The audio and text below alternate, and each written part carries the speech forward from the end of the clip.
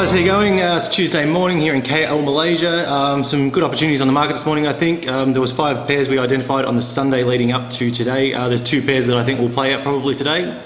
So it won't keep you too long, but we'll skip across the charts and we'll have a quick update. All right guys, cheers. Alright guys, just on the charts, going to have a quick look here.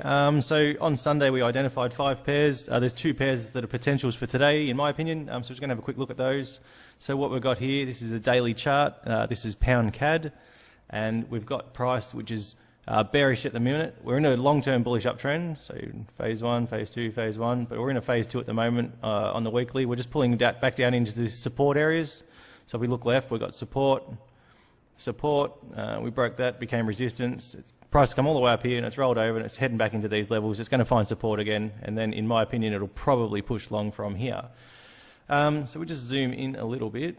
So we've got price coming down here, and what we've got here is price come all the way back up, and then it just rolled over last night. There was a H4 bar, we just skipped back down quickly for a minute. Price really cooled off in the middle, just from midnight onwards last night. It really had a big push down. So we skip back up to the daily. It's got a nice bearish pin bar right into this, which is, we just skip back to H4 quickly. We've got support resistance line through here. So we've got resistance, resistance becomes support. Sorry, resistance, resistance becomes support, breaks that, comes back through and then closes under. So I'm expecting price, guys, to push down to this original target that we identified. Now we identified this 2 Sundays ago, but it's still playing out, still playing into these levels. So what I want to do is get a retracement entry. So if we just skip back up to daily quickly, you've got this nice pin bar, we'll zoom right in. So the best way to get an entry on this, guys, is to wait for price to come to 50% retrace into this pin bar and then trade short from a H4 or H1 chart on some good strong price action. I'll be chasing a fairly tight stop loss, 35 to 40 pips. So if we get, so we've got 50% retracement there. So we've got a 40 pip stop loss. Price can push down to here, 270 pips. So let's bring our calc up for a minute. So we've got 270 pips divided by a 40 pip stop loss, 6.75% multiplied out by whatever amount you want to trade. So we're risking $1,500. We've got a $10,000 trade roughly. Okay, guys. All right, guys, so that's pound CAD. I'm just going to skip across to the other one, which was pound Aussie. So we have a look at pound Oz. We had on the weekly chart 2 weeks ago, we had this nice pin bar for short up against significant resistance here. Remember the Brexit close, it's a big strong market level. Price rolled over, now it's come back up. We were expecting a 50% retracement into this pin bar. So we skip back down to daily. We can see that price has come back up.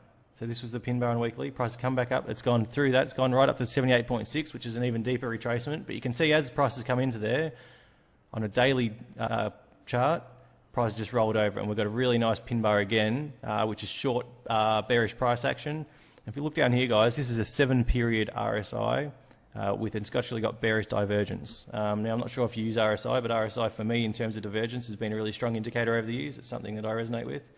So with this bearish price action, this 78.6 retracement into this weekly pin bar and then a daily pin bar to confirm that price has turned over, I am now looking to sell short from the 50% retracement of this daily pin bar. So I will look at doing that. We've got fairly high spread on pound Oz, but at 50% retracement, say we put in a 45 pip stop loss, and we're going to trade back down to this support level, which is 430 odd pips. So we've got support, support. So 430, what do we say, 50, so that's about an 8.5% trade. All right, so between pound Oz and pound CAD over the next couple of days, some really strong opportunities in my opinion.